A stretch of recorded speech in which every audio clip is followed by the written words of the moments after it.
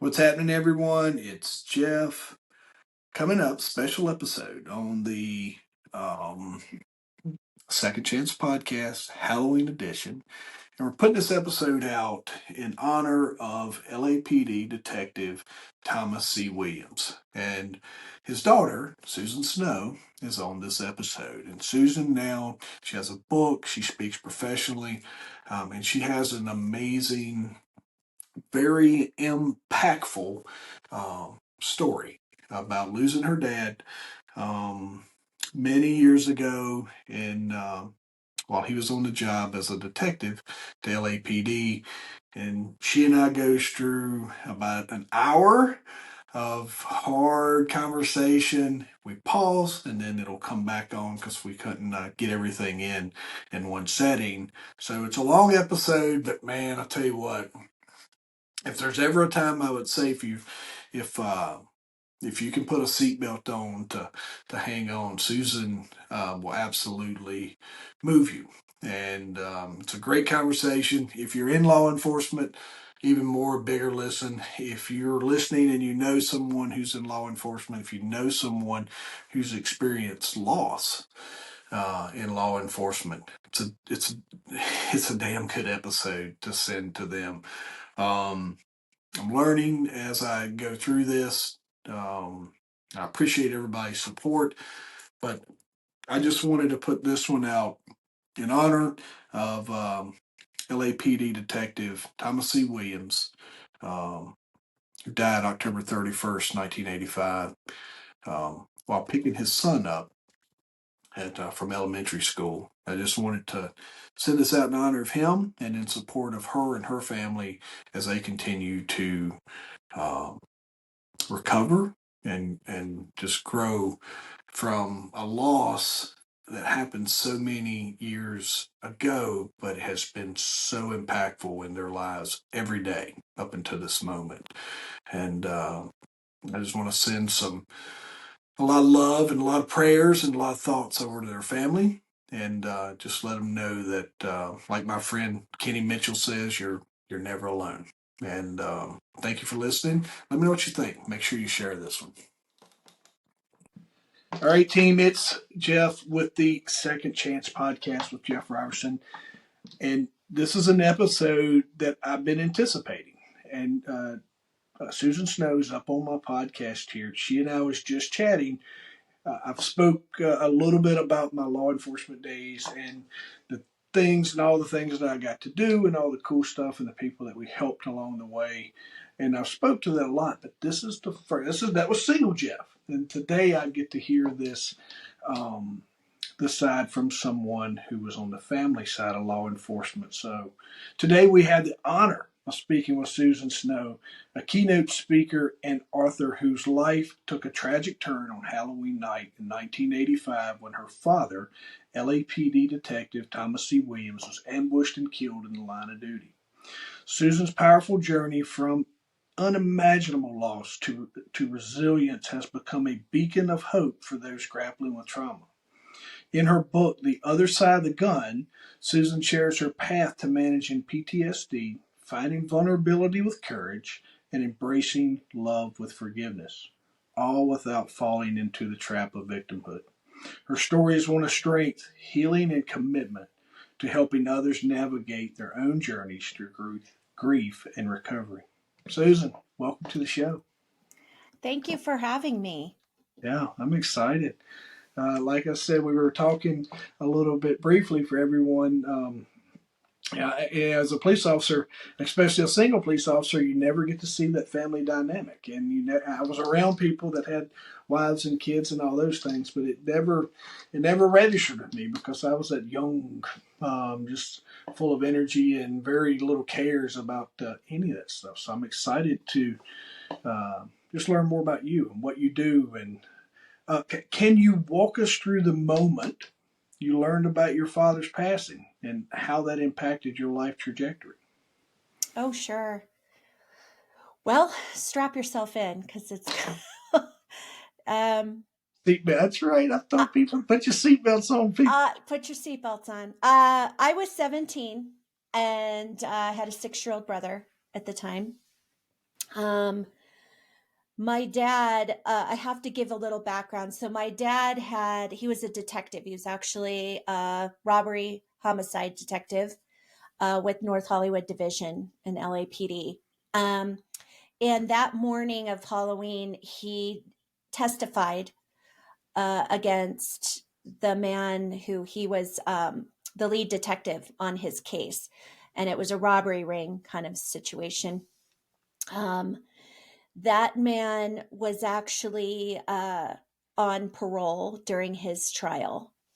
So um, that day, I wanted to go to a party. I was a typical teenage girl. I wanted to go to a party with my friends. I had talked to my dad. He was very nervous that day about going to court, and he never usually was that way. So it was kind of odd seeing him like that. And we had gotten to a little argument that morning because it was school night, and he was your typical dad, and he was very strict, and he said, nope, it's a school night, you're not going to a party. I wanted to go with my boyfriend at the time, and so we left it at that. He went off to court, I went to school, and all day I kept planning, like, okay, I'm going to clean the house, and then it's going to get dad to say yes, and I'm going to be able to go to this party. And I was in a really great mood, right? My mom was the first to come home, and the plan was my mom came home, my dad went to my brother's school to pick him up, and then he would be home. And my mom had come home, she was taking her costume off from her party at work, and I was putting mine on. And that's when the phone rang. And being the teenager, I thought, who's calling my parents, right? So it's got to be for me. So I ran across the room, and I picked up the phone, and it wasn't for me. It was a lady from my brother's school, and she said that there had been a drive-by shooting, and my dad was involved. And as soon as my mom saw that I was on the phone, she came around the corner, and I handed her the phone immediately. And as I watched her demeanor, I realized that it was bad. She got off the phone. She looked at me and said, we're going to the school. So we drove to the school. Neither one of us said two words to each other. I knew in my gut that it was not good, that it was bad. But I didn't know what I was going to come upon. When we got to the school, the way that the school was set up was uh, there is a parking lot that's like in the middle of the school. We parked in the parking lot, and the kids at the end of the day got let out on the back side of the school. So that's where my mom and I headed towards. As we were walking, we saw police officers coming towards us, and they had tears in their eyes. And the sky was lit up with all of the units that were there. And there was an ambulance that was sitting in the street. And my mom and I both kind of glanced over and saw my dad's truck. So we started to run that way. As we got closer, we realized there was glass on the ground, and we rounded the corner, and there he was. And he was covered up.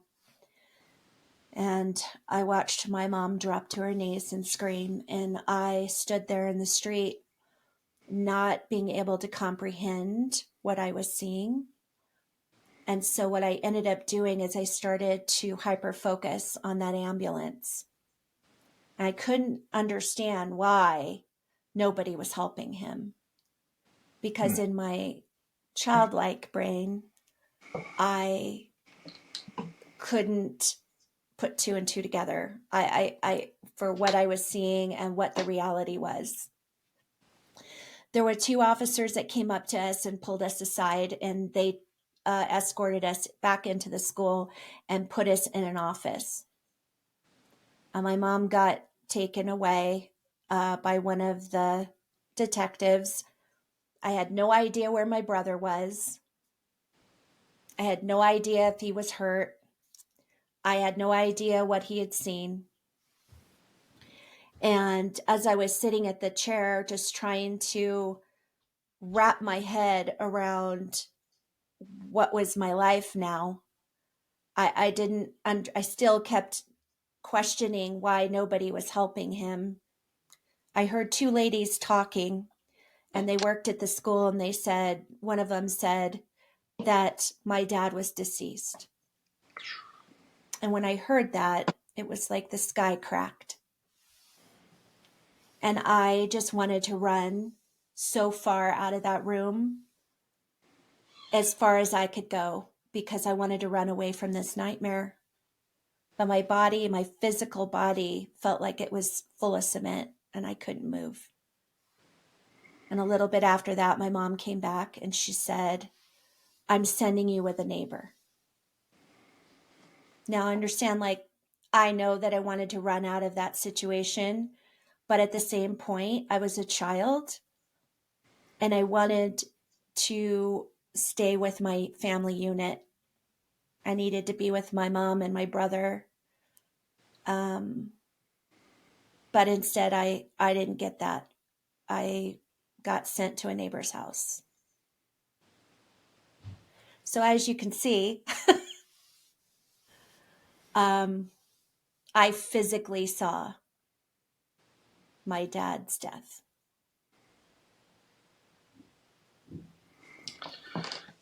So, for context, is your dad picking up your brother at school? Yes, he was picking Okay. up my brother from school. Mm-hmm. He's picking up your brother at school, and he's ambushed there.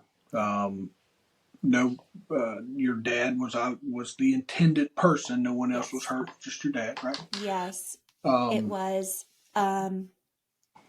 the guy that he had testified against had planned this for months, and him being out on bail gave him that opportunity to lay in wait. My dad's last heroic thing that he did here on earth was to save my brother's life mm. and tell him to duck down in the truck because he knew what was coming. So my brother did not get hurt physically, mentally, and emotionally, absolutely. So, for context and just knowing a little bit, just enough, when you mention North Hollywood, it is synonymous with you can I can with recall immediately a significant shootout. If you Google North Hollywood shooting, you're going to find this. So from during this time, uh, if my memory serves me right, this area is a pocket that's it's known for its bank robberies and its robberies, and there's a lot of robbery activity if my memory serves me correctly. So this is not it's the criminal element in this area is this is their thing. So there was all sorts of gangs that were operating during this time and bank robberies and things along those lines just in North Hollywood in itself. So your dad has been tasked to investigate something that is um, a lot of areas when they have a robbery unit, it's not to the volume and it's not to the scale that it is in 1985 up until I think it's 95 maybe. When the North, I can't remember the exact year of the North Hollywood shooting. But just I'm putting that out there for just so everyone kind of Context. gets an idea of Mm-hmm. what's going on in just this Mm-hmm. particular area during this time. Yeah. So tell me, before we move forward, tell me a little bit about your dad, the police My officer. dad. Is he? When did he get to be a police officer? Oh my gosh. Well, he was on the force for 14 years when this Yeah. happened.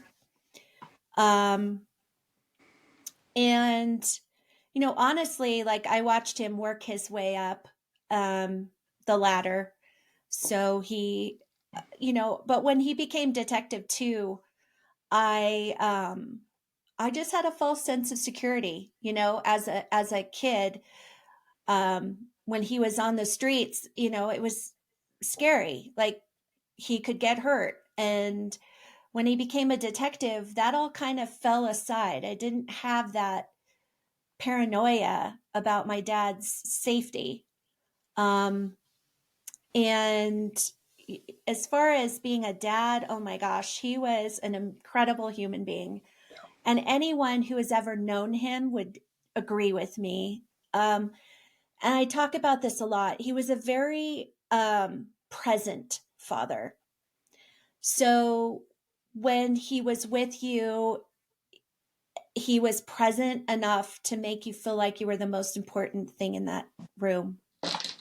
Whether that was who he worked with, who he trained with.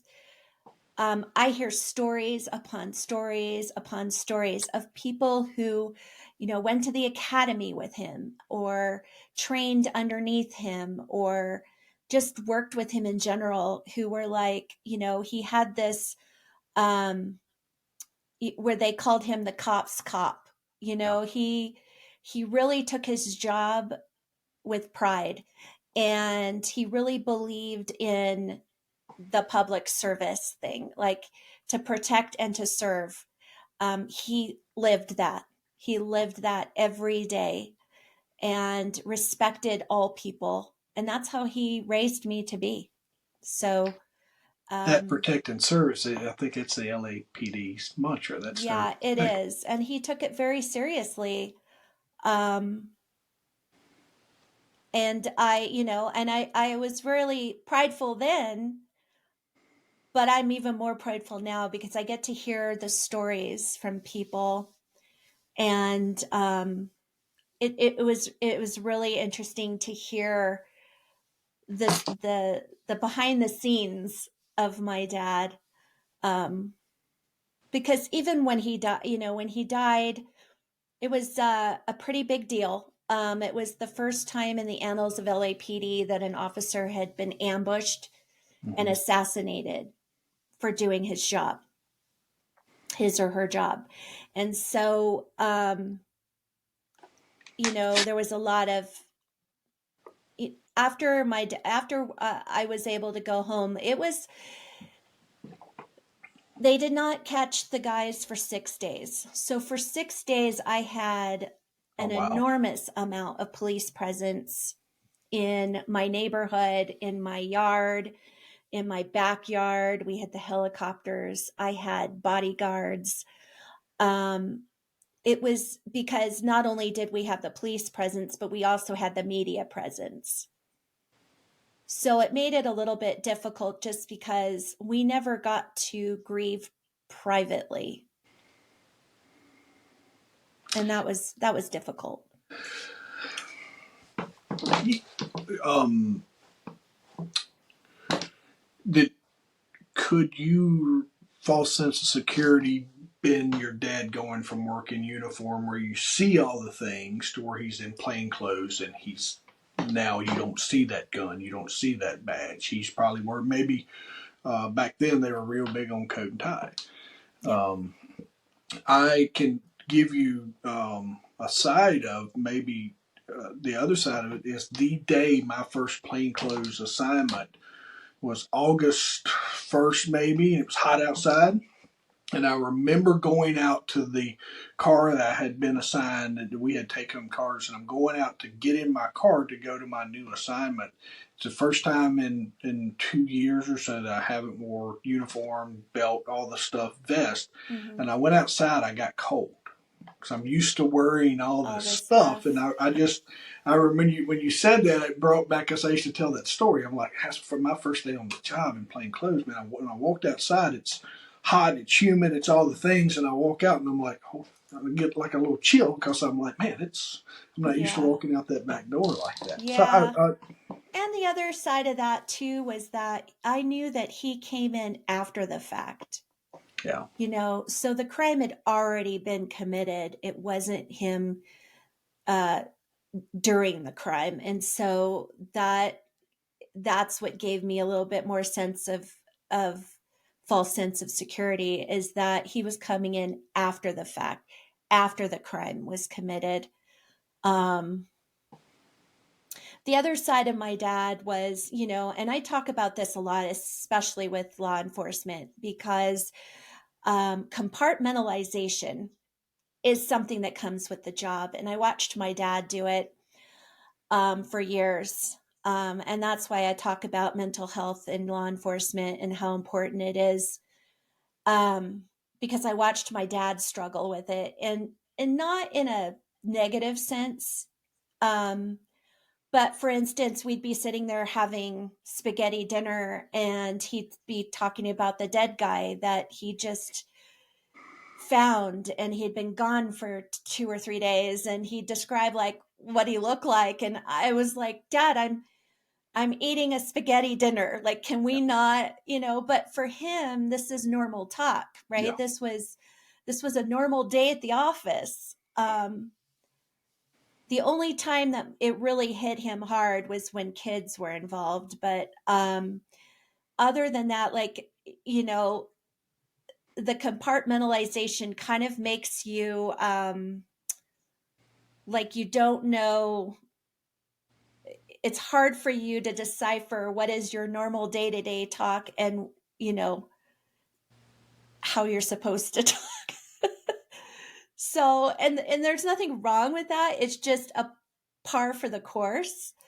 But when I talk about compartmentalization, I talk about mental health, I feel like there's been so many years, and you probably have heard this in the past. And I know I had conversations with my dad, even at 17, talking about the fact that if you were in a place where you needed help and you sought out that help, you were chastised.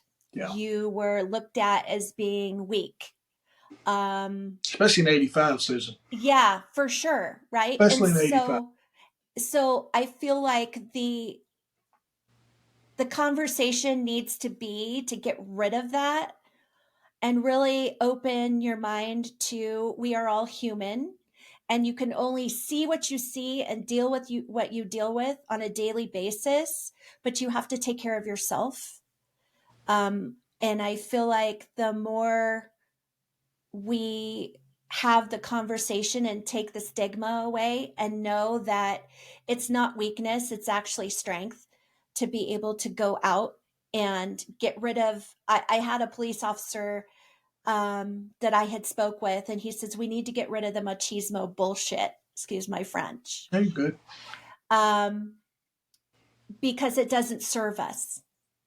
It does not serve us, and we need to learn to be a little bit more vulnerable and sit back and say, you know what, I'm not feeling it. I'm overwhelmed or whatever, because in past, in looking at um, how this affects people, is you have drug use, you have alcohol use, you have divorce that's rampant, all of these things. And I feel like if people in law enforcement and first responders take the time to work through their stuff, um, they can have a healthier them, right? Their lives can be healthier. They can have the tools, they can learn the tools to be able to deal with, because you have post-traumatic stress, you have it.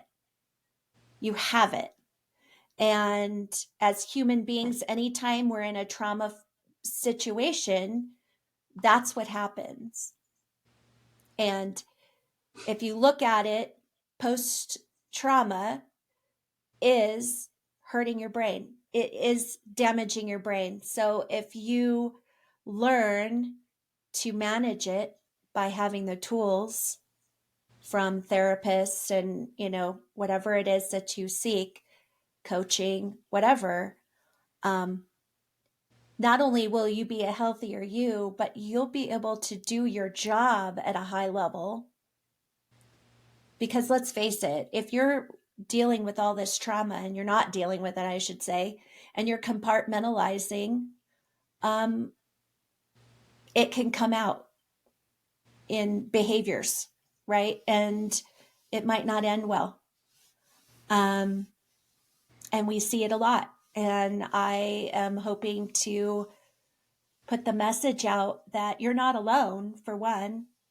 Um, but you are the only you have, right? And if you don't take care of yourself, and your mental health is just as important as your physical health.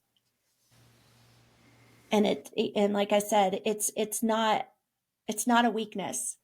It's a strength. And I meet officers a lot that have gone through something traumatic.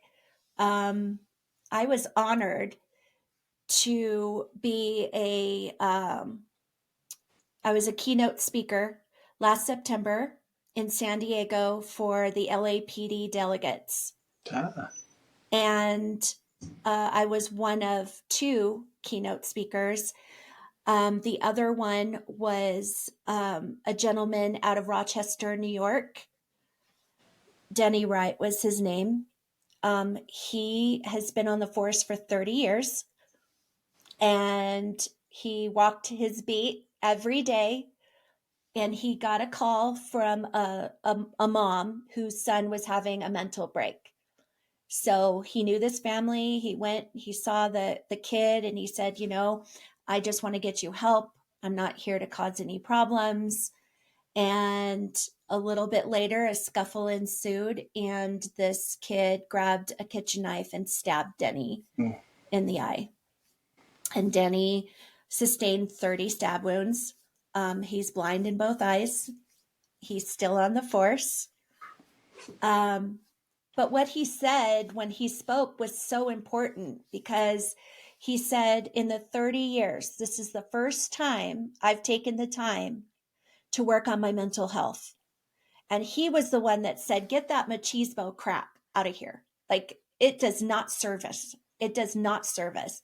He said, it took this to happen to me for me to realize that I should have been handling my mental health a long time ago, because I would have been a better husband. I would have been a better parent. I would have been a better cop. I would have been a better whatever, right? Because I was yeah, taking care of my mental health. And he had that regret. Um, but now he has that feeling of, okay, I'm doing it now, right? It's not too late. And I'm finally taking care of myself, and that is the most important thing. So he said, and you hear it a lot, it's hurt people, and hurt people who heal help other people heal. yeah. So he was incredible. I had to go on after him, which was unbelievable, because we watched his body cam Oh, footage, and it was woo, brutal. And then he spoke, and I was crying, and I thought, I have to follow this guy? Are you kidding? And then I'm thinking of the delegates, like, now strap yourself in, kids, because now my story is coming. yeah. So that's a fire hose of Yeah, info. Just yeah. But it's life. yeah, And it's, when you take that oath, and that there's danger out there, and there are days where you may not come home.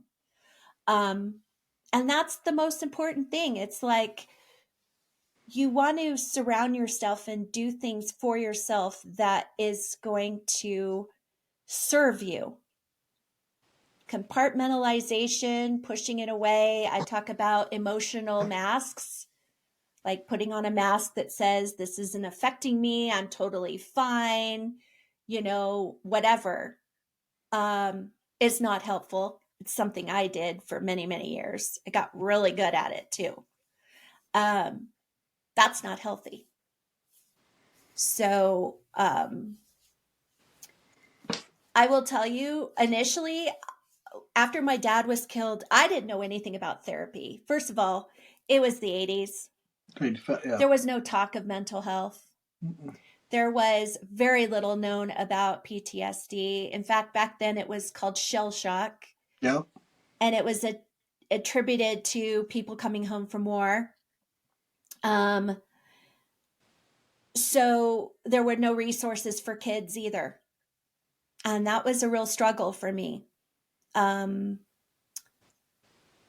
Being 17, I had to lean on my boyfriend at the time, who went through all of this with me. He was 19 years old at the time.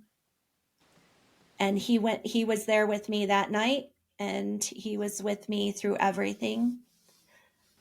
And I at the time was going through all the things that PTSD gives you, which is I had severe depression, I had suicidal ideation, I and I didn't know what it was. I had no idea all of these emotions and these things that I was feeling and experiencing. Um, I didn't know how to verbalize what was going on with me. I had anxiety, panic attacks, because, like I said, my dad was my sense of security, and now he's gone. And so LAPD came to my mom, and the advocate came to my mom and said, "We want to pay for all three of you to have therapy separately." And so my mom said, "You're going to go to a therapist." And at the time, it was like, you pushed me in a direction, and I just went in that direction because I lived in a fog and I didn't know how to advocate for myself. So I did. I went. And in hindsight, I feel like the amount of trauma that I had sustained, he was not educated enough to handle it. And again, like I said, there wasn't a lot of talk about PTSD back then. So I don't know if he just wasn't trauma competent or what, but he definitely kept our sessions very, very shallow. Yeah. And all he wanted to talk about was my relationship with my mother, which was broken, um, my relationship with my brother, and my boyfriend in school. And that's it. And he never asked me what that night did to me. He never asked any questions that would allow me to be vulnerable and start to tell him this stuff that was going on. So every session, I would say to myself, today's the day. Today's the day is going to help me and I'm going to feel better. And it never happened for an entire year. And at the end of the year, he said, "Susan, you're a well-rounded young lady. You're going to be fine for the rest of your life, and I don't need to see you anymore." And I literally walked out of his office thinking, "Oh my God, I'm done. I'm cracked. I'm crazy. I'm going to have to live like this for the rest of my life and figure this out myself because even a professional can't help me." And so what I ended up doing is I started listening to other people around me who would say things like, "Oh, you're so brave. You're so strong. You're so Yeah. this." That was my mask. I wore that. So anytime anybody asked me how I was doing, that was my answer. "I'm fine. I I'm doing great. I'm doing great. I'm fine." And I got really good at that. And I was living in fight or flight. um I didn't know how to function normally. Um and I thought that was going to be just my normal. That was going to be my normal for the rest of my life. It wasn't until I married that boyfriend, by the way. We've been together 39 years. Um, we had 2 kids and we moved to Colorado. I was working as a hairdresser at the time, and I was working at a salon that was close to Littleton, Colorado. And we moved in 97, and in April 20th of 1999 is when the Columbine school Yeah. shootings happened. Yeah. And I was working on clients. I had gone and taken a break and went into the back room, and I turned on the TV and all the coverage was on. And I had a visceral reaction. I bet. I started to panic. I turned white. My coworkers had no idea what was going on with me because I never told my story. So they were confused because I wasn't old enough to have kids at that high school, and they knew I didn't live anywhere near there. So they were really confused as to why I was having this uh, reaction. And so was I. Because remember, I was told I was going to be fine for the rest of Fine. my life. Yeah. So no one told me about flashbacks. Nobody told me about, any of that triggering me having all of these reactions. So I did what I normally do and I put that mask back on. And I went out, I finished my job, I finished my clients, and my clients were upset. Everyone around me was just devastated. But I had this mask on. It was impermeable when I was at work. Like, you know, um, the minute I walked out the door to drive home was a different story. Yeah. I started to spiral. The suicidal ideation came back. It was terrifying because now I'm a mom. And for 2 days, my husband just watched his wife spiral. And at the second day, he met me at the door, actually. And he said, "You have two choices. You either get help or I'm putting you in a hospital today." And so I said, "Okay, I'll go get help." And I went to a physician, and the physician put me on antidepressants because that's what they do. What they do. And then he said, "I want you to make an appointment with this therapist," and handed me a business card. And I literally laughed in his face. I said, "Oh, come on now. I tried therapy 14 years ago and it did nothing for me. What makes you think this is going to do anything?"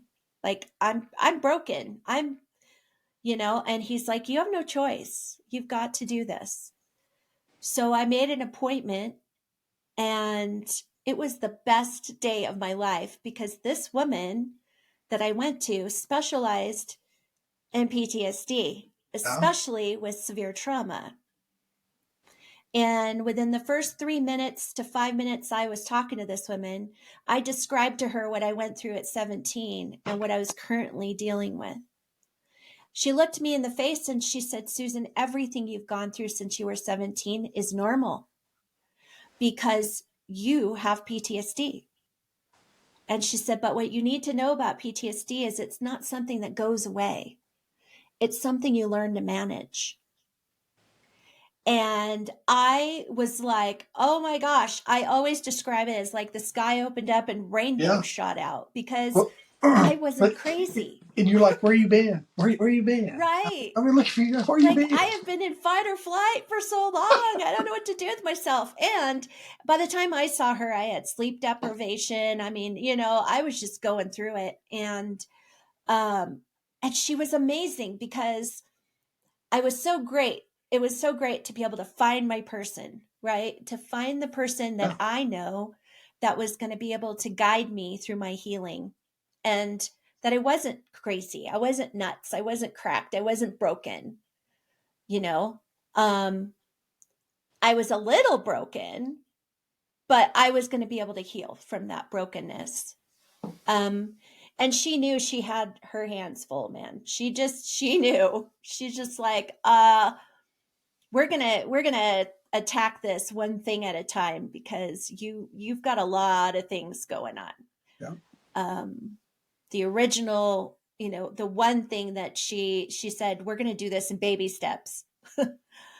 So we attacked the no sleep thing, and she asked me, like, "Why is it that you're not sleeping? What is happening physically to you when it's bedtime?" And I said, "My brain turns on and I go to a very dark place, very dark. And it terrifies me enough where I don't want to shut my eyes." And so she said, "Okay, well, here's what I want you to do. I want you to take, so you, what we're going to do is we're going to do journaling." And I was like, "What?" And she goes, well, journaling, you're going to journal, and you can journal on paper, or you can do it by art, or you can do it through music, whatever, whatever you're into. And I've always been a writer. So I said, okay, fine, I'll try this. I really was so skeptical. I was like, how is this going to help me? Seriously? Really? Okay. So a little obstinate. I was like, this isn't going to work. This is not going to work. So what I ended up doing is I took a pad of paper and I kept it near my bed. And right before bed, I would write down everything that was in my head. Everything. Just get it all out on that paper. And I did it for 2 days straight. And you know what happened? You wrote a book. I slept like a baby. And then That's I really had good. to admit to myself that this actually freaking works. Yes. So when I went and saw her, she's like, okay, what happened? And I told her, I'm like, all right. You were right. I'm just like, I put out the white flag, like, okay, all right. You know what you're doing. Okay. I get it. So we started with that, initially, and kind of built up from there. We attacked the, anxiety, and then, and then eventually it led me to doing EMDR work, so the reprogramming of the brain, Oh, um, with powerful stuff. electronic Yeah. stimulation. Yeah. So it's been a Susan, with journey, this, man. I was, I was, with all that journaling, but was that the inspiration for your book, The Other Side of the Gun? It really was, and it wasn't. Yeah. Um, Honestly, like, I didn't write my book till I was 50 years old. I'm now 55. Took me 4.5 years to write it. And the reason it took me so long is because I really had to dive and relive, Mm, and I had repressed memories come up. It And I feel like all the work that I had done in the past with all the mental health that I've done allowed me to be able to go down that journey of writing, because I had the tools. On the days where I was just overwhelmed, like I had nothing left. I'm a realtor now, and on top of being a coach, and I just didn't have it, and so I had to learn to give myself grace on those days where you're like, I'm depleted. I got nothing, you know. I had to sit in that with no guilt and say, okay, I need a refresh day. And so I would do something that gave me joy. And the next day was a different day, right? yeah. So I always wanted to write a book, but for goodness sake, I didn't know the first thing about writing a book. So Yeah. that in itself was a little intimidating. Um, But at 50, I drew the line in the sand. I said, I am right where I should be mentally to do this. So I'm going to do this, because for a couple of reasons. One, from that night on, um, I've always, and so be it. All the focus has always been on my brother. He was there, he witnessed it. Mm, The focus was on my mother. Um, I kind of got pushed aside. yeah. I can see And that. so people in their minds were making up their own stories about my life, right? Yeah. And um, I wanted, it was time for me to tell my story. And I wanted to tell it in a way where I was giving people hope, that I was, because there's still a lot of law enforcement who are still, sad, angry, all the things about what happened to my dad. And I was hoping that if they saw me and they saw the resiliency side of me, that maybe it would allow them to heal a little bit themselves and see that I'm doing okay. And that they can let go of their anger and they can heal from this. Um, and so that was my purpose. It became, and I had a lot of fear about writing this book, let me tell you. There was a lot of fear around it. There's a couple of things. There's the fear that it was going to end my relationship with my mother. Um, it was going to end my relationship with my husband because we've gone through a lot in the 39 years. And I did write about what we went through, and my safety because the men were still in prison. Um, You and touched so on something I wanted to ask you the about, safety Susie. part. Well, no, the safety part, but you're you're teeing me up here. I told you this was going to tee me up. How did this? You're talking 39 years, same fella. Let's touch on that because that's we're going to find that commonality sometimes with our audiences. How did your this constant state of fight or flight shape that relationship with him and y'all struggle? It is a struggle or positive, whatever that looks like. But how did your constant state of fight or flight shape your relationships daily before you found um, your new therapist and your new doctor that ultimately helped propel us to where we are now? Yeah. Well, I feel like, and we talk about this a lot. I feel like, now, first of all, in the very beginning, I mean, we'd only been dating 3 months, so my dad was killed. Most 19-year-old boys would have hightailed it out of there, right? Yeah. Like, this is too much. I'm done. But he stuck it out. And part of that was he knew my mother. And he knew that I was going to need a friend, support, that kind of thing. He struggled. He struggled. We both struggled. But here's the thing, not only can you have an individual mask, emotional mask, as a couple, you can have emotional masks, right? And so it was a hot mess. Like, when we got married, it was like, we had lived together and then we got engaged. And when we got engaged, it's about time. And then we got married. And I feel like we did things because people expected us to do them. And that put us in this, at this point where I feel like I went along with everything. Um, he went along with everything, but he still was struggling with a lot of uh, thoughts about, is this really my life? Like, is this really what I want in my life? And it caused him to make some bad choices in his life, Yeah. which ended up coming to a culmination um, of an affair. And uh, we divorced, but we also reconciled very quickly after that. Good for Um, you guys. and I feel like the reason is because once I was healthier, I was no longer in fight or flight.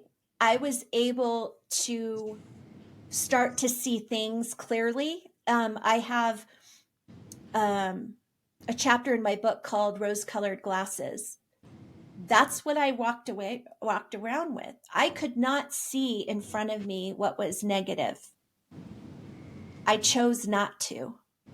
And so, even though he wasn't he was having affairs on me, I didn't want to see it because everybody kept saying, "Oh, you guys are like the perfect couple. You've been together so long."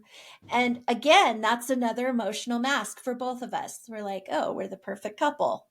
Right? But he's struggling and I'm struggling. So it just wasn't healthy. It wasn't until the divorce happened, after I had therapy and we had therapy together, um, that we both realized that we had the foundation still of our friendship and a deep understanding of each other when everything was out on the table and we were able to be completely vulnerable enough to good, bad, or indifferent, put it all out there. And that's a scary, scary, scary place to be.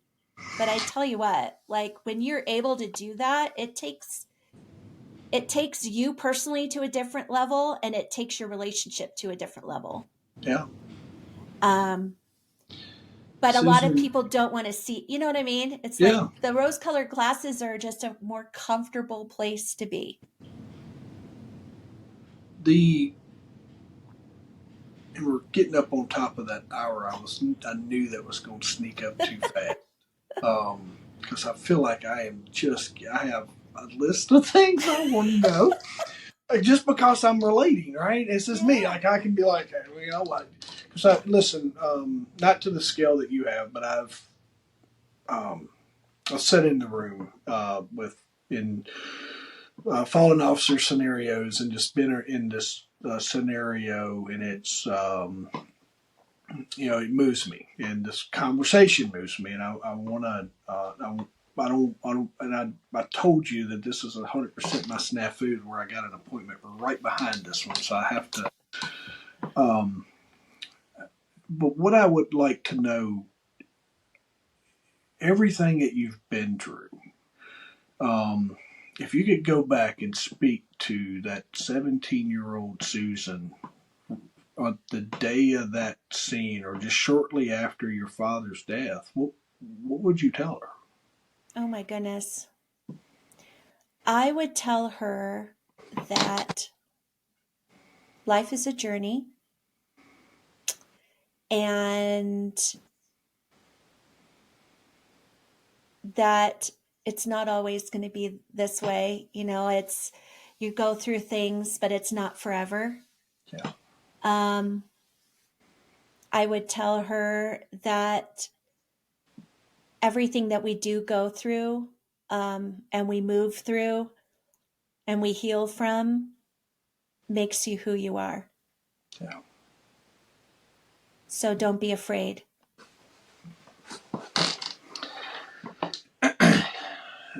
That's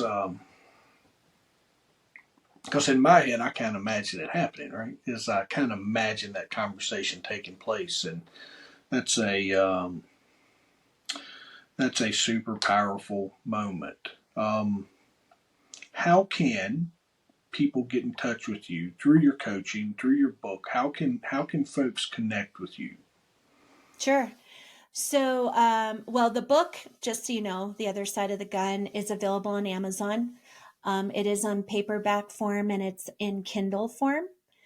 Um, I am going to get into a studio and do an Yeah, audio version. awesome. Um, I do have an IG account. It's Susan underscore Snow one. I also have a website. If you're interested in doing some resiliency coaching with me, you can actually go onto my website, which is susansnowspeaks.com. It does have information on my speaking, and it also has some information about the book as well. So you can just kind of, check me out and see what I'm about. And I'm open to anyone. If anybody has questions, or maybe they're just starting their healing journey and um, they just need an ear. I'm here for that. My message is clear. It's very important for everyone to know that they're not alone. Yeah, And I am a listening ear. So if you want to contact me, that's the best way to do it. I definitely recommend folks being on the other side of this, and not. Um, Susan and I are going to get back together so we can fill in some of the questions I have, because I want to I want to layer in a little bit for the audience of just how times were and how we've evolved. And now, not everything's PTSD. Now we use the word moral injury. Yep. And I'll send that some information that I've put out on just moral injury in itself. And the other thing that I really like to speak to when it comes to law enforcement is there's this stigma that people say that well, they knew what they were getting into when they took the job, and that's 100% the truth. But you don't know just how bad that it actually is when you get out there. That's when Mm-mm. you actually realize like how dangerous it is, how that erosion of society. Because I thought problems were going with the amount of money that we throw at problems and different things. I thought all that would be solved by now, and it has gotten just um, a 180 worse. Like it is crazy Yep. that what these folks have to deal with. But I'm going to wrap up and we're going to reconvene. I want to thank you. Thank you. You're that beacon of light that I wish I'd have found in 2007 during some of my own struggles. And you're that beacon of light that I'm really excited that I got to connect with you. And I'm really excited to just help amplify your message and your story because it's so important and it touches me and my family deeply as well. So I appreciate you coming on and just talking to me briefly. And I'm excited to where our conversation takes us in the future. Sounds good. Thank you so much for having me. Yeah, thank you. All right, group, we took a pause and we're back. And as we were wrapping up my episode with Susan Snow, I told her, I was like, I have a couple questions that I just I wanted to find some clarity in because I think it's important for the story that I just kind of pull this out and let everyone kind of know. And where I was kind of left at, Susan, and Susan's back with us today, episode two. In the last 2.5 weeks or so, I have watched her social media come to life, and she's got these amazing reels and her speaking and her events. So make sure that if you're not following her, I'll make sure her link will be in our show notes.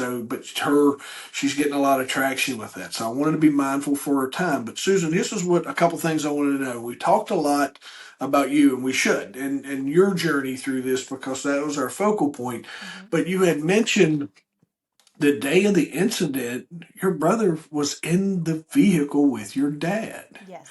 and how is he?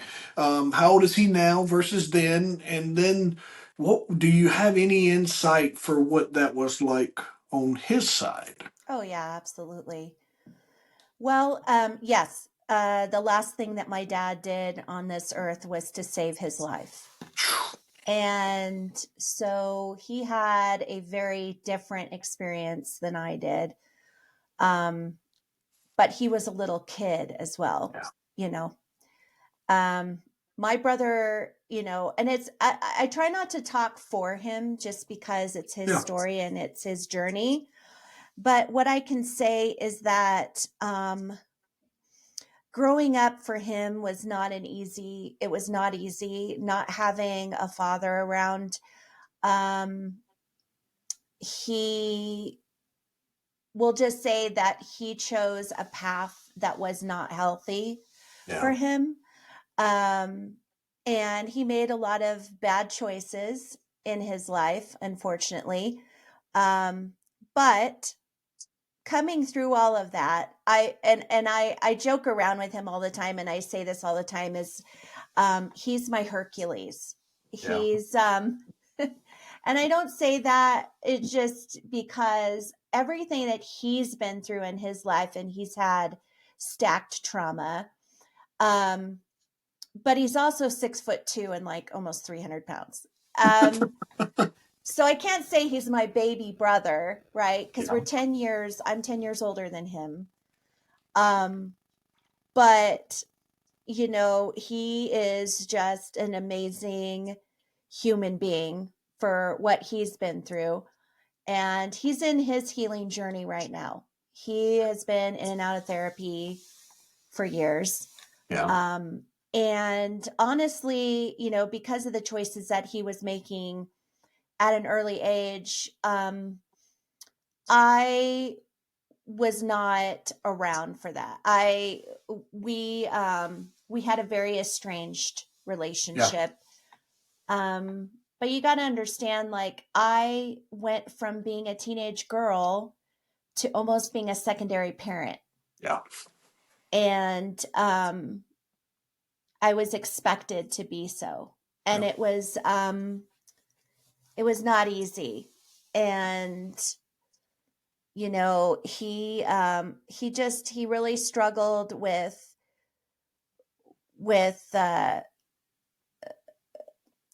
coming out of this, with coming away from his guilt and his shame. And we've had many conversations about this. He and I have been healing our relationship for about 7 years now. Wow. And it wasn't an easy road. And to be quite honest, um, in writing my book and really having this journey myself, I realized that, when you do that, when you do the work, you start to see things clearly and you start to have some realizations about the relationships in your life. And what I realized is that my mom and I's relationship was toxic from the start. Unfortunately, she has a narcissistic personality, Yeah. and it was very difficult to connect with someone like that. And my dad, when my dad was alive, I felt like he was the go-between. He was the voice of reason for me. And when he was killed, I lost that. And I didn't know, on top of all the other things I was dealing with, I didn't know how I was going to navigate that relationship. So I just did what I could. But what I realized is that, one, I was expected to be the secondary parent.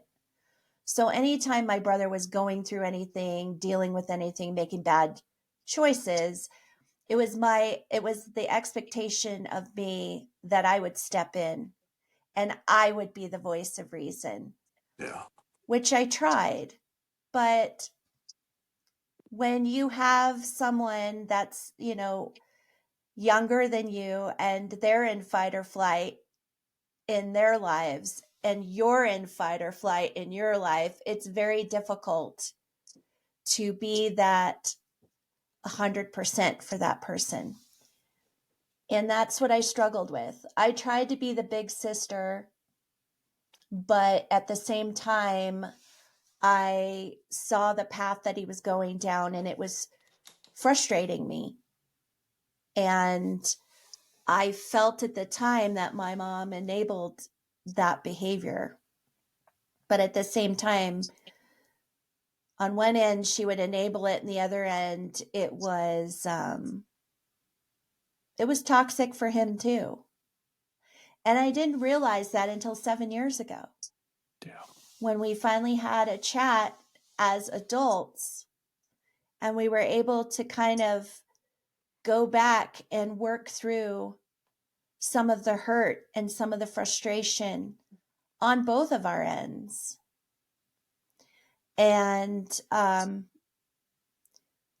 when my book came out, I had to sit down with my mom and be very, very, very, very, very truthful with her. Yeah. And out of respect, I needed to let her know what was in the book. And I did. And I did it in a way that protected me by putting my boundaries down and not engaging in a toxic conversation with her. Love it. It was really interesting to me that when we first sat down, I told her, I said, in the 4.5 years that I wrote this book, you've never really asked me what I was writing about. There was no interest.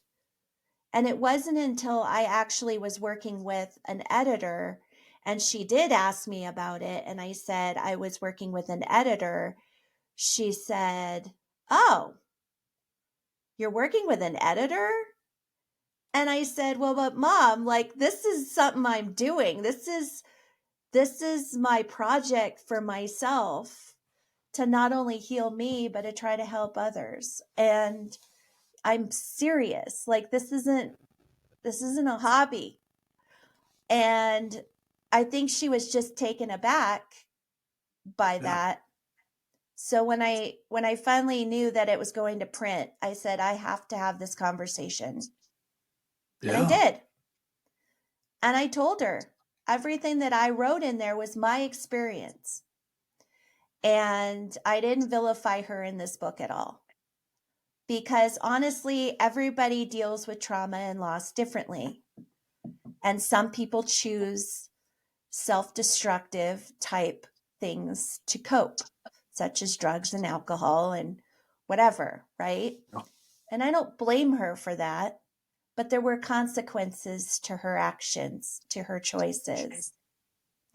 And that is what I wrote about, the experience behind the choices she made Yeah. and how it affected me.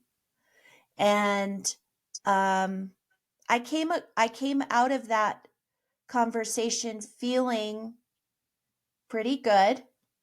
Um, and as the book came out, I delivered it to her.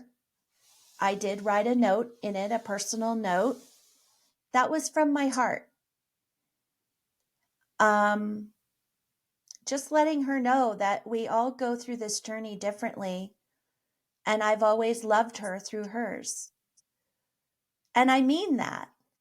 And I still mean that, even though after she read the book, she made the choice to end our relationship. Ah. And that's okay. I will say that I knew going into writing the book that this could be the outcome. Yeah.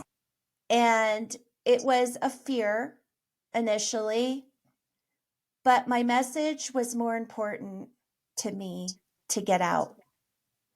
The purpose of the people out there that needed to hear my words and hear hope and Yeah. healing was more important than the what ifs Yeah. part. And, so we are no contact, her choice. And I'm okay with it. I'm actually at peace. Yeah. And my brother understands, he still has a relationship with her. Um, but he understands where I'm coming from. So No. Whew. I know it's a lot. Yeah, that's what I told you. Like, I wanted to. I was like on the day when we were in it. I was like, I need to know this, and because my curiosities, and that's the police Yeah, officer part, right? of course. We never leave that stone unturned, and No. then just full transparency. I think about what the butt chewing in the car as my wife listens to my episode. She's like, "Why didn't you ask this? What the heck? Why'd you interrupt her? You was right. You should." And I'm like, I got excited. I didn't. I had other Oh things. my gosh. Um. So that is it. I tell you. All right. So I'll preface this. With your brother, absolutely. I'd love to have him if he would wants to ever just come in and just it's as a safe space as it is. It's a public space, right? But I also have folks that have sat down with me and we have recorded some very vulnerable moments. And I have said, hey, when I'm done, I'm going to send this to you.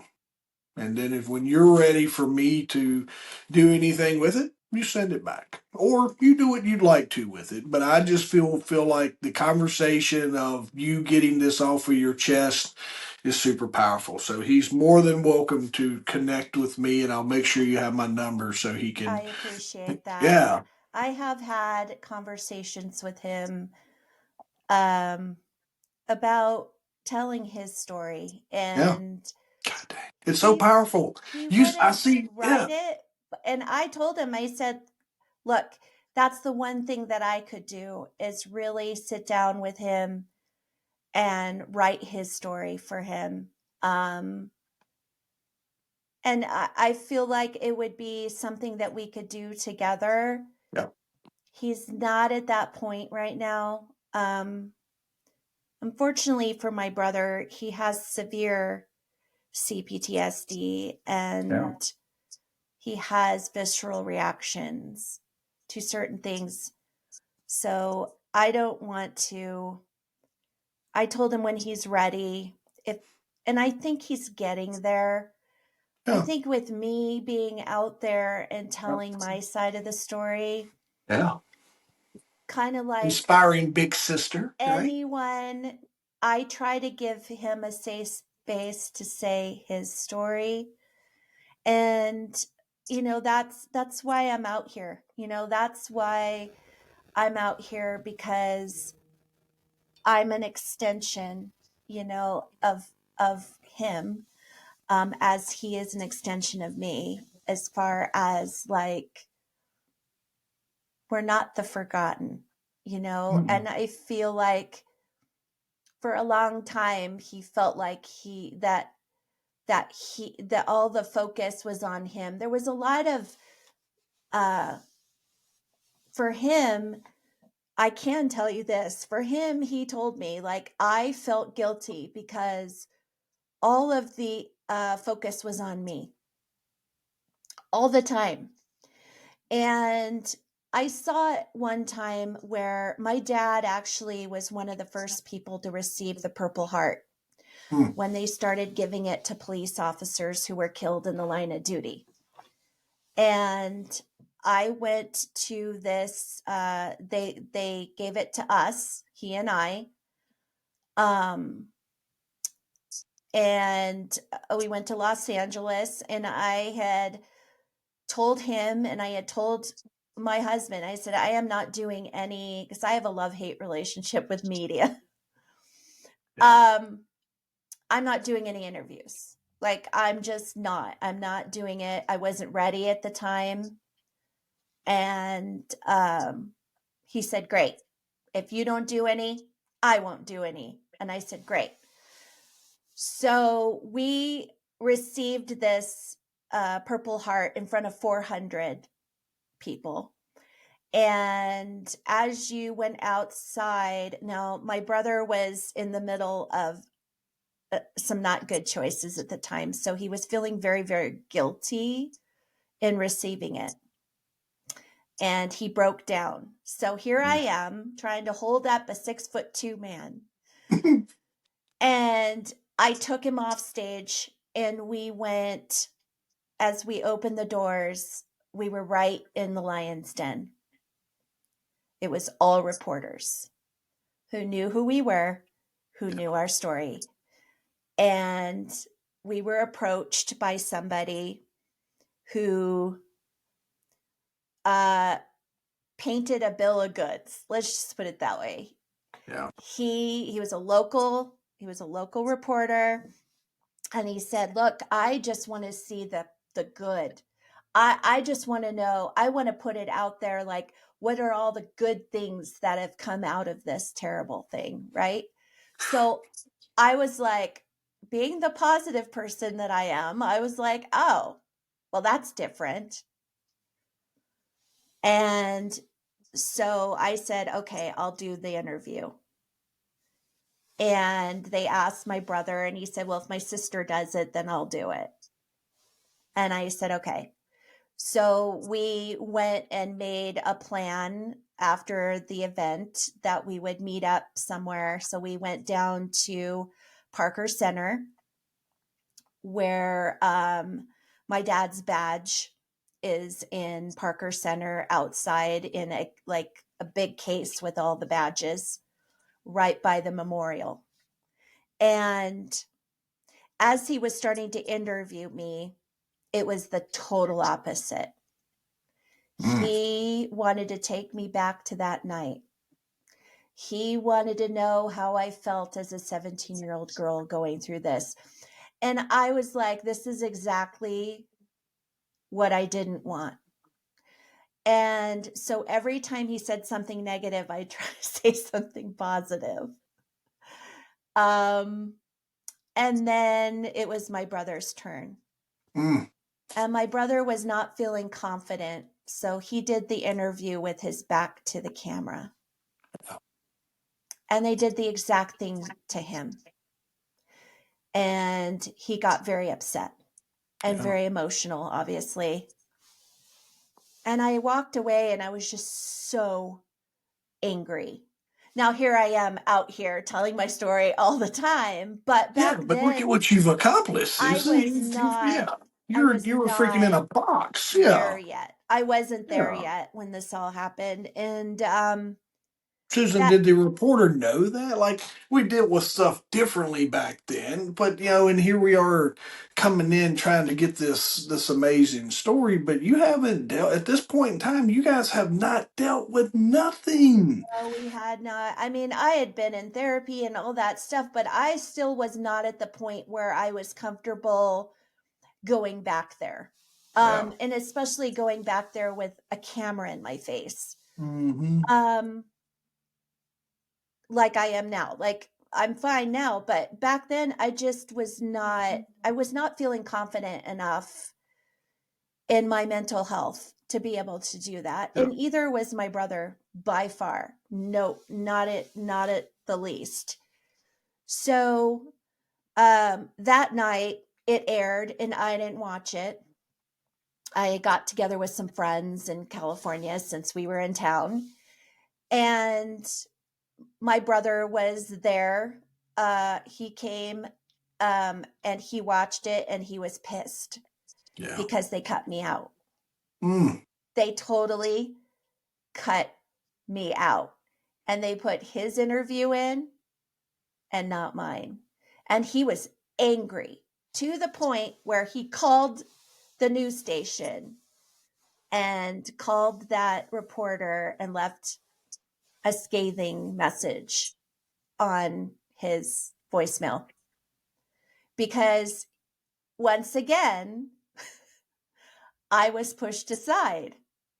And this has been a pattern my whole life, which is why one of the reasons why I wrote this book, because people always had, like you, this question: what happened?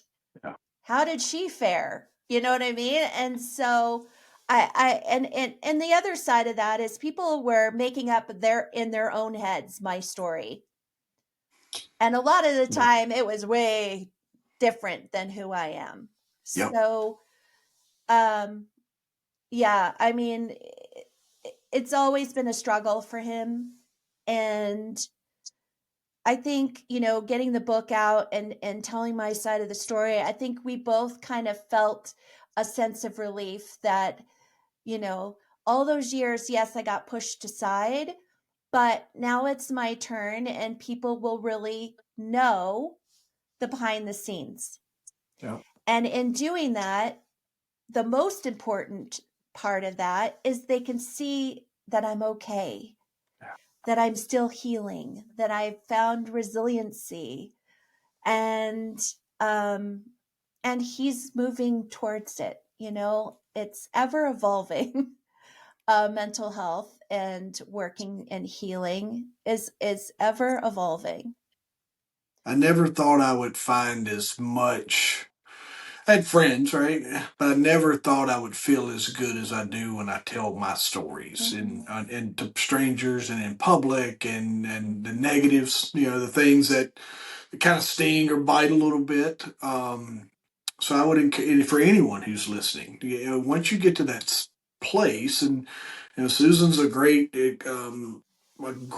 mentor and someone that has went probably years, until and she gets to have this moment now. And I say the term "kick the can," and I kicked the can for 5 to 7, maybe 8 years longer than what I should have because I was stuck in that moment and I thought it mattered and I thought people cared, and then I realized some of it was Some of it was just my own imposter syndromes and all the things because of your people you're around. And when you change those people out sometimes and you find those new influences of people that kind of pull those positives and, hey, this is something that happened. You can't do it. It's your fault. You can't help. It's life. It's things. And yeah, you screwed up or whatever that is. And wherever you're at, when you listen to what Susan's telling us here throughout our whole episode, and no matter where you are in the receiving side of this is, there's hope. And the folks I've talked to a couple other folks that just worked in trauma healing and things this week, and it's just powerful conversation after conversation of just how much help is out there. Yep. And I was curious, and you went down that road because I was curious about your mom's path and how that looked like. And you know, that's um as much as it's easy for me to say I hate that that's the way it is, I totally understand why that is. And Yeah. it's those boundaries and where I'm going with this is I worked a lot at the gym with women. Like I think I shared that with you as I own in the Mm-hmm. gym and working in women's empowerment and Mm-hmm. um a lot of folks they didn't know when I come in. They don't know I'm a product of a single mom. They don't know about that backstory, and they don't know why I'm passionate about, helping women find those goals and Mm-hmm. find that empowerment that they're looking for. And you hit it on the head with her. Is you had to put that boundary in Mm-hmm. to protect yourself. And a lot of people make that mistake, Susan, is they take that boundary down because they don't want to alienate. And that's you're taught at a really young age. You honor your mother and father and your Yeah. family first. And Yes. I've had some hard conversation with people that said with this whole family first thing you're following is what's driving you to all the uncertainties of your life. And if you just put a boundary in place, Yep. establish a boundary, and that boundary can stay there until you're ready to take it down. But if you Right. don't put something up, you're going to continue. You are going to continue to be in a bad place. So I think to speak to that, listening on to that side of it, but then knowing and how I dealt with my mom and my family and just different things that I have to do and still do today, Mm-hmm. um, is folks need to hear that. I want to make sure that they know that how much power that has given you through your It journey. it absolutely has. I just heard something the other day, and it really resonated with me. And here's here's the thing: it is a lot easier to sit in your trauma because it's what you're used to, it's what you're comfortable with. It is a lot harder to move towards the healing part, Yeah. to do the work that needs to happen. And most people out there are terrified of doing that, right? So my message for people who are really scared, they're terrified of stepping out and starting to heal. What I can say is you have to do what's best for you. You If you dream one day that you want to wake up, I'll give you an example. I had a conversation with a lady and I said to her, "What is the one thing that you want to do through healing through your trauma? What is the one thing that you want to do?" And she said, "Susan, I would want to wake up and just smile." Mhm. And that was so powerful because maybe that is for what you want.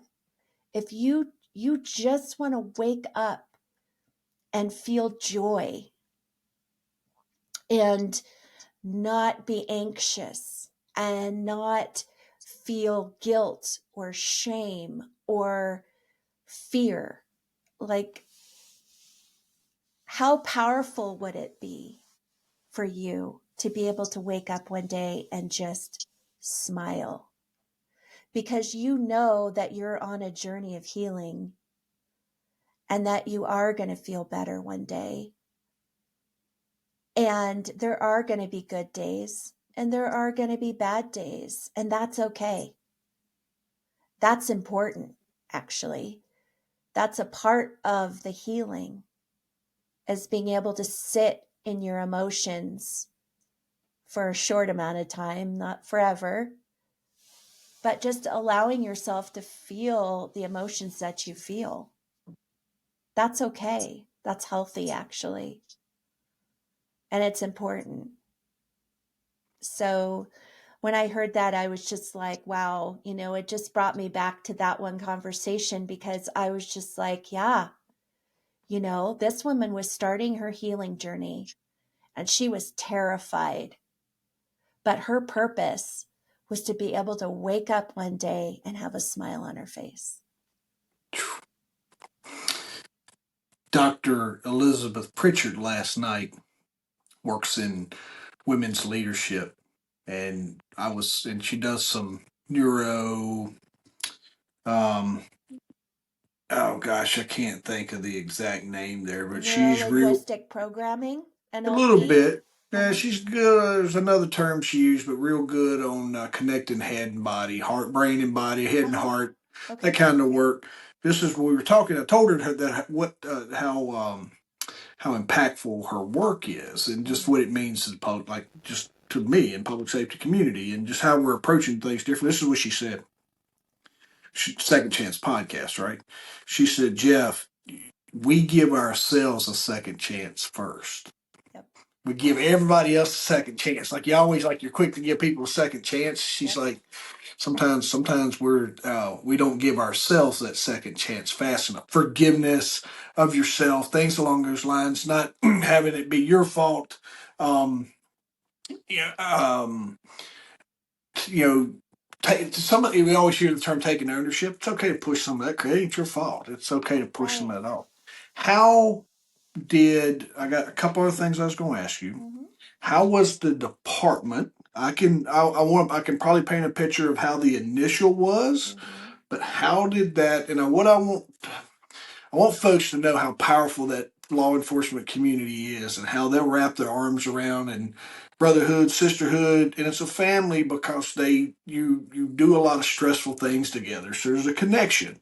Mm-hmm. Um, and when you go through an event like you all have, how was the department's engagement with you all initially, and then how did that look like as time went on, even up till today? Oh my, where do I start? Well, again, initially all of the focus was on Ryan, my brother. Um, he was about to turn 7 when my dad was killed. So, um, I'll give you a visual. The day of his brother, my mom and my dad had planned to buy him a bike, Mm, and he didn't know how to ride a bike. So the plan was that my dad was going to teach him how to ride a bike on his birthday, on his 7th birthday. And um, he got the bike, and there was probably about 40 different detectives and police officers that showed up on his birthday, and we had a party for him, and there were a boatload of police officers running down the street following my brother on his bike. yeah, um so he had all of these surrogate dads that were helping him ride, learn how to ride a bike. And it was like that. um it was, for me, back then, and I've had conversations recently, back then there wasn't a lot of real support systems for children. most of the emphasis was on the spouse. There was like advocacy, advocacy groups and widows, concerns of police survivors, like, and my mom ended up getting very much involved in that. Um, but there wasn't a lot, and so that was part of my struggle. The therapist that they paid for me to go to, that was a struggle. Um, and so honestly, back then, there just wasn't a lot. There wasn't a lot of support. There is now.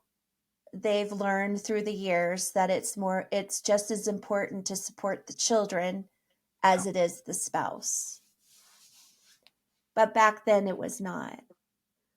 Um, as far as the department, I grew up with these guys, and um,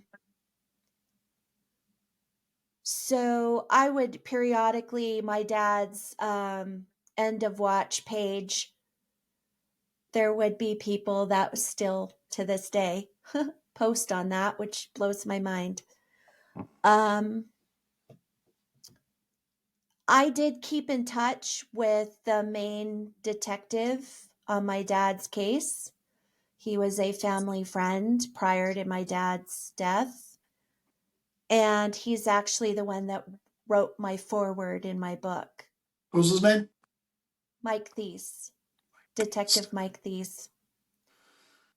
Um, he retired, but he always stayed in touch. Not with me as much, but with my mom until he did the foreword for my book. he he and his wife has always they were very proud of me for doing this book. Yeah. Um, he always saw it too. He always saw the me being pushed aside. Um, and he recognized that. And we have some great stories of before my dad was killed and some interactions that we had, and how he literally saved my life with my mother, or with my dad in San Diego. I took a boat out too far. Yeah. Um, but he's always stayed in touch. Um, just checking in on me. And I was honored to be able to, he runs a breakfast for retired LAPD and LA County Sheriff. And so, July of 2023, I was able to go out to California, and I was able to speak at this breakfast. There was probably about 20 Whew. people there. Yeah. And I got to hear some incredible stories of people who worked with my dad, who knew my dad. They were so excited to have me there. I felt so much love. Um, and just hearing the stories about who he was, I knew who he was as a father, but to Yeah. hear who he was at work Yeah. with his colleagues, with people he trained with or trained, um, it was such an honor. It was such an honor. I was so grateful for that time. And Mike always wants to know everything that I'm doing. I'm sending him podcasts. I'll probably send him this one. Yeah. Yeah. Please do. um and he really enjoys it. Awesome. Last September, I don't know if I told you this, but last September, I think, coming full circle for me, I was invited by the Police Protective League for Los Angeles, for LAPD. You mentioned, I think it's when you closed for the other fella. Yes. Yeah, you were the you closed for the Yes. yeah Yeah. for, And yeah. I But respect. no, but yeah, keep going. Yeah. I 'Cause, mean, we didn't get to talk about that a lot. that was an incredible experience for me because most of these people were not on the force when my dad was on the Yeah, force. So they knew the story. They hear it usually when they're in the academy. yeah, Um, but to hear the story, they put two and two together. I'm up there standing, they're telling the story, and I could see the brains putting two and two together. But um, there were some officers that were there that had been on the force while my dad was on the force and after the fact, who either worked the trial detail, because we had actually two trials, um, or they worked the funeral because it was huge. And so they could tell me their story, and they're observing, what they observed and how they felt about everything. And after I spoke, I mean, I got a chance to sit down on a couch with some other police officers who started telling me their stories yeah. and their traumas. And I was able to have some very deep conversations with them, and I was very grateful for it. My husband was exhausted. All right. He was like, "I don't know how you do this," and I said, "Because I'm in my purpose." Yeah. And the next day after that incredible day, I was able to listen to the then chief of police. And what he was saying to his officers was that he did want to make mental health a priority for them. He did want to, clean up the stations because they hadn't been remodeled in so long and their equipment was falling apart, and all the things that are important for somebody to be able to do their job at a high level and keep their safety in check. So he was saying all the things that gave me some optimism when it came to the police, uh, to LAPD. And then after he came off stage, I went to go introduce myself, and he already knew who I was, Ah, which blew my mind. But he also knew who my dad was. And had the chief worked with your dad, Susan, or is he from outside? in some sort of way, Yeah. What he was his did. name? Michael Moore. Michael Moore. All right, Mm-hmm. I'll look it up. Just my Yeah. own curiosity. You'll get the best of me. Right. I'll look up. Yeah. Yeah, So 'cause- yeah, he's no longer the chief. He stepped down. They have a new one, but and I'm hopeful.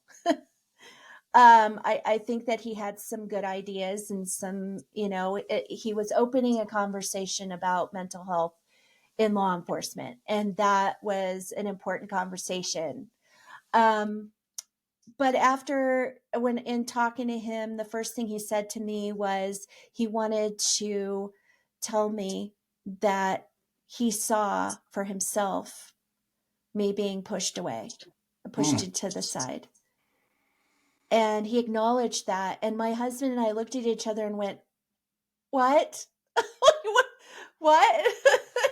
No one has ever said that to me other than Mike Thies. And so it kind of blew my mind. I think I stood there. I didn't know what to say other than like, thank you for acknowledging that. Um, but the biggest thing that he did, and the most incredible thing he did, is he gave me a gold medallion. Excuse me, a gold medallion, and he said it was the medallion of honor that he gives to people, and has his name on it, has the insignia for the badge for Los Angeles Police Department. And he said, "I want you to have this, and I want you to know that you'll never be forgotten." And you need to know that even though you were pushed aside many years ago, you will never be forgotten. And I, at that point, lost it. My husband Mm. lost it, and we had to leave. um, but Because I'm he so probably, grateful because for that the moment. chief probably has no clue, does he, Susan? Like Oh, he's he had saying no that, idea. I but When he he said not to that, I this lost extent, it. right? I Yes. bolted out of the room. Yeah, he Um, doesn't. He heart. All his intentions are well placed, but he doesn't know the no, backstory he of where doesn't. Susan So is. that's why I became very emotional. My husband Yeah. became very emotional, Ooh, and we had to ooh. leave. We had to leave. I mean, I think we sobbed in the hallway for like felt like forever. Um, because my husband feels it. He knows it. He's been with me through this entire journey. And so for him to see that and be a part of that and that experience, it was absolutely incredible in that. So and you know and having the experience in July, did I tell you about my experience in July about going back to the school? I don't No, remember. maybe not. Go ahead. Even if it's a repeat, it's worth it. All Tell me right. again. In July, when I went back and I spoke in front of the retired Mhm. officers, Yeah. at the end of that trip, we went and visited my dad, and he was kind of a mess. So we cleaned him up and had conversation with him. And I just, told him how grateful I was for that journey, for this journey, and that I'm doing the work that he wants me to do and has been kicking my butt for years to do. And I had talked to my husband about going back to the school because in LA, they put placards up on the streets where officers were killed in line of Yeah. duty. I don't know if it's like that everywhere, but that's what they decided to do. My dad's placard is on the front side of the school. He was killed on the back side of the school. And I wanted to see this placard. Now, I had seen it in the past, You hadn't told me this. but I Just so was you know. sick This. as I was seeing it. I was so anxious, like coming out of my skin anxious. So this time I was like, it was almost a litmus test for me. I wanted to see what this writing of this book did for me personally. So we went to the school and we found it, and I took pictures and everything, and I felt peaceful. In fact, I didn't even have any anxiety even pulling up to the school, which was something I had never experienced. So we were taking pictures, and in my brain, I said, how far can I take this?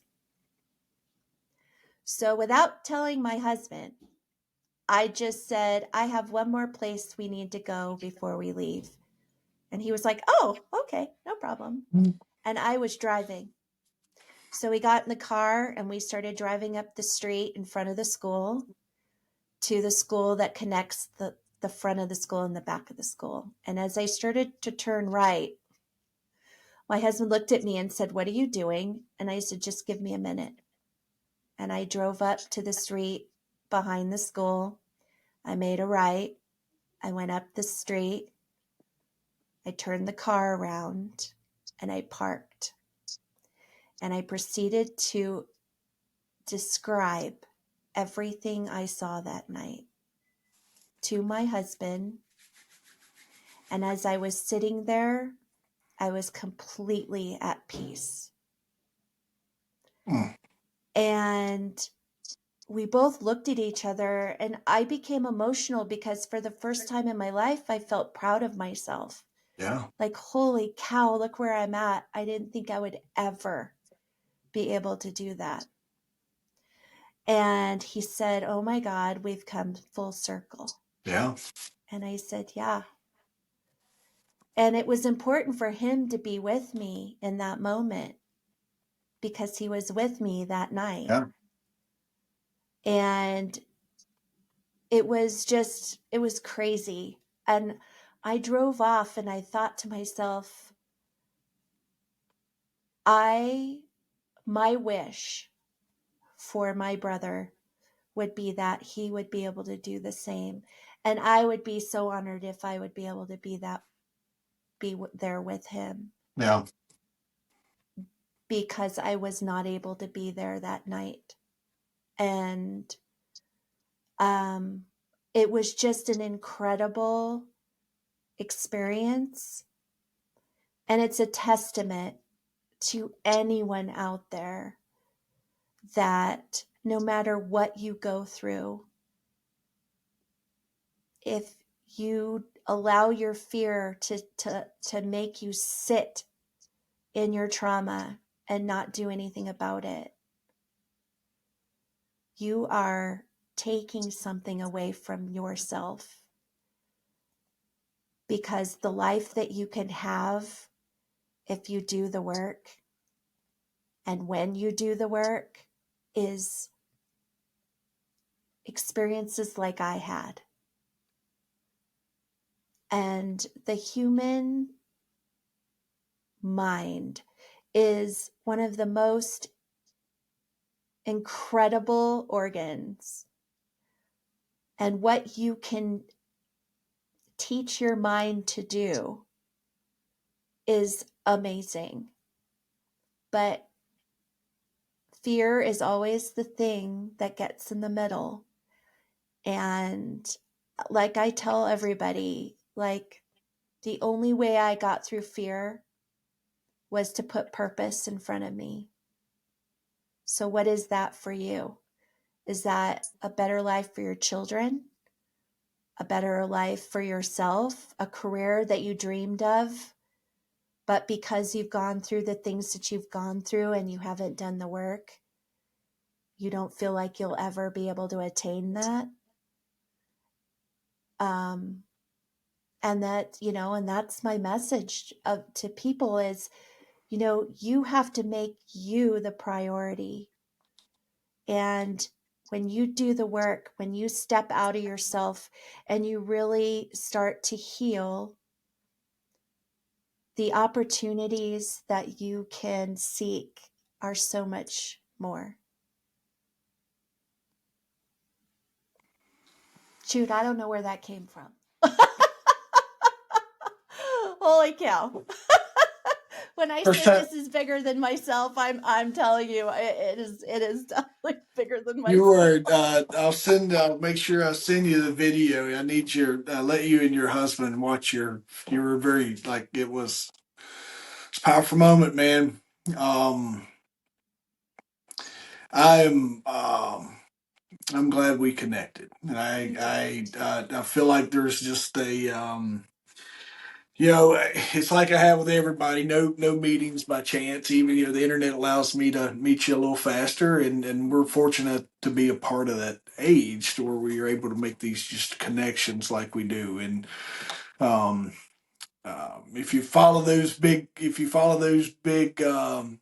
speakers, we plan these conversations and our with the higher power at some point in time, and we're just here executing a plan that we said we was going to do. Absolutely. And your mission that you've took on now, and me too. I hope that you'll find yourself even a little more pissed off that you didn't get to where you were Mm-hmm. until now, even though it's part of the plan. But Yes. I find myself sometimes going, "Oh, I could have done so much more. I could have Yeah. helped so many more people." But we're where we are, and Right. your message is landing at the proper time and when it's supposed to, and you're impacting the lives that need to be through your story. And I Yes. hope through your story of the thousands, Johnny Savage, good friend of mine, I'd love to connect you guys. He's Mm-hmm. just amazing story.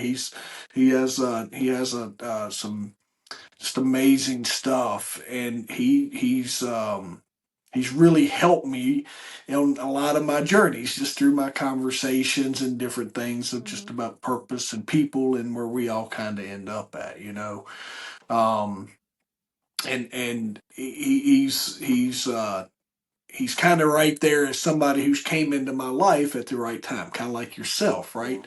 And through all of these people and just kind of molding these conversations together, his whole goal is like, if I can just help one person, Yeah. he's helped thousands, but Yeah. in his head, he's like, if I can just Yep. help one, and Totally get that. yeah, Every time I'm standing on a stage, that's my thought. If I can yeah, get to one person out there, I've done my job. And my biggest goal is to be in front of 10,000 people at some point. oh, you'll hear a story. Let me tell you a story. So that's my goal. Nice. Um, People think and we're nuts, just so you know. no, I'm gonna. I'll see. I'm gonna. I'll video. I'll connect you to my wife.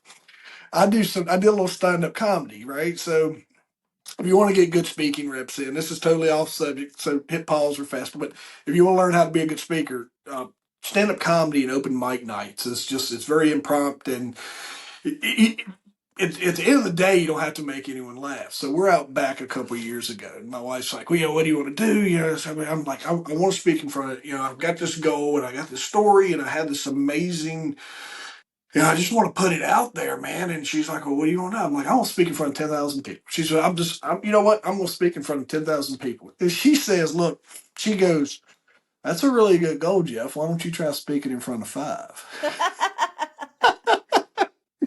So I get that.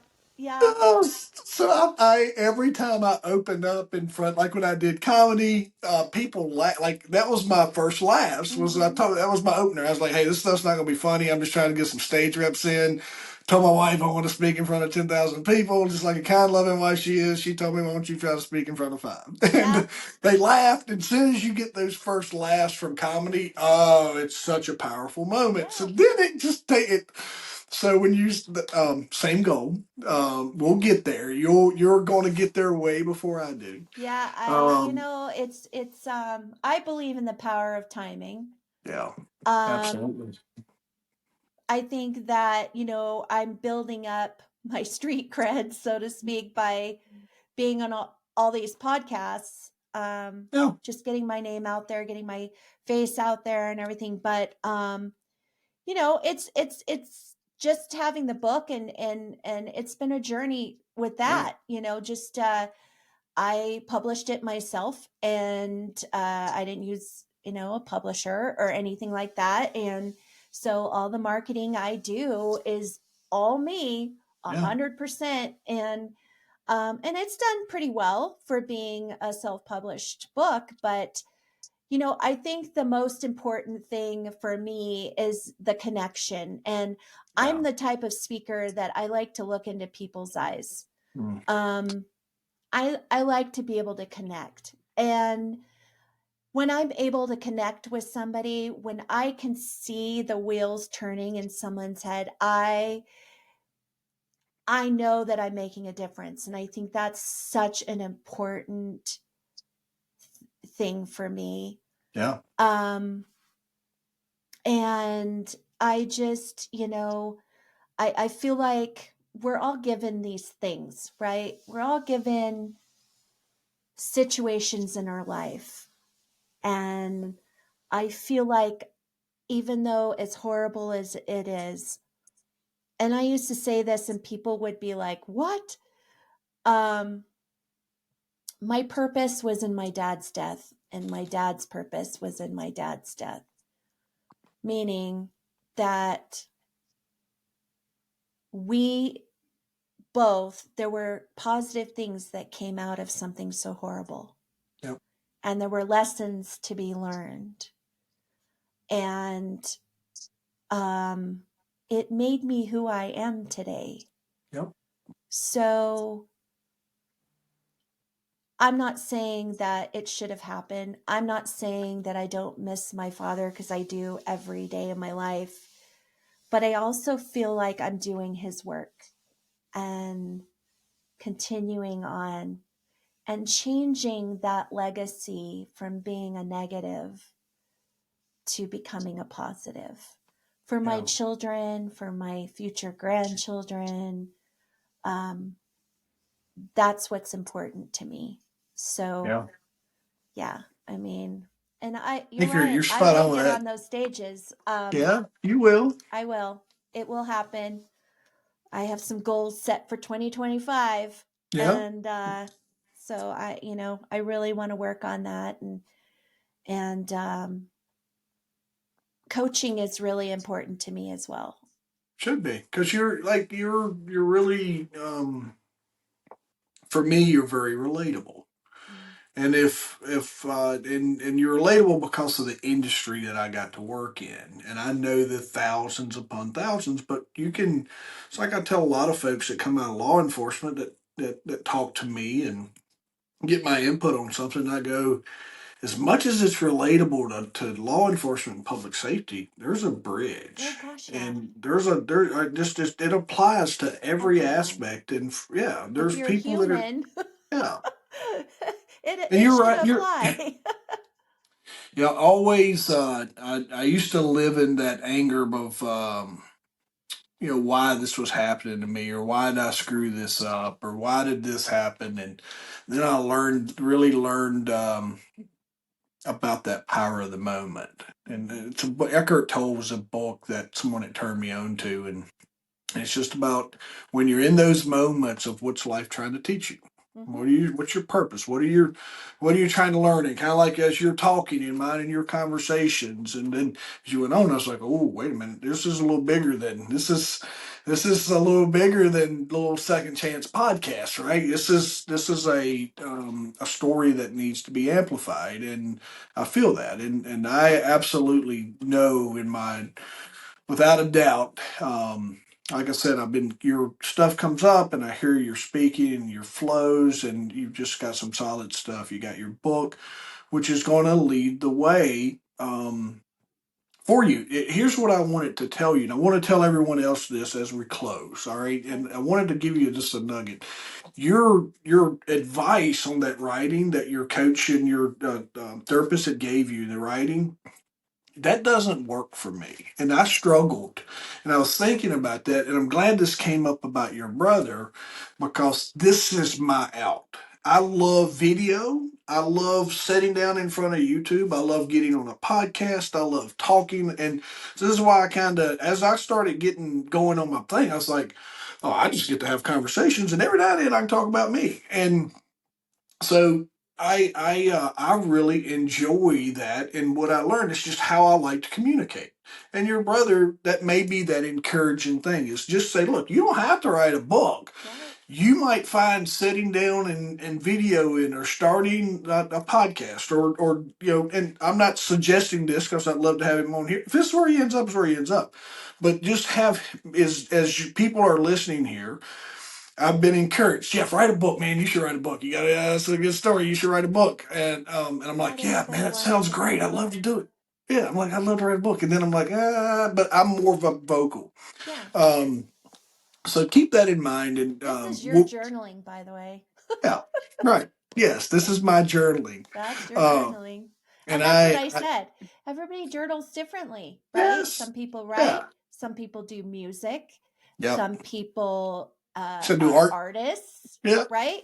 So, you find whatever you can do to get all of the stuff swirling yeah. out of your head, right? So, yeah, absolutely. I My friends would 100% be like, agree with Jeff you. just likes to talk. That's why he does that. He just likes to talk. No, Susan, and I think we closed with that, but closing again, man. I'm not going to close this because I feel like in a couple weeks I'm going to say, hey, I need to ask you something, and you're going to come back on here. But I want you to know that you got um, the support and anything we can do from my camps to help you mentor, whatever that looks like. Is I want to make sure that you know that, and for the folks that are listening, you There's not an episode that I don't say, well, you should like, share, and comment. No, no, no, no. You know someone who's struggling, especially that female, that lady who's been through a lot of hell, who's putting themselves through necessary. Mm-hmm. But at the end, is it's all that purpose and stuff. And make sure you connect them with Susan. You can. I'm going to. It'll all be in the show notes. Um, and I just can't thank you enough. Can't thank you enough for your dad's service and the connection that he and I have through law enforcement and through yourself as well. And I'm excited for where our friendship continues to evolve. And when we're on that stage in front of 10,000 people someday, we'll kind of wink at each other, remember this moment. So, Absolutely. yeah, thank you for 100%. giving me, yeah, thank you for giving us a little more time today. Oh, thank you for having me. I appreciate it immensely.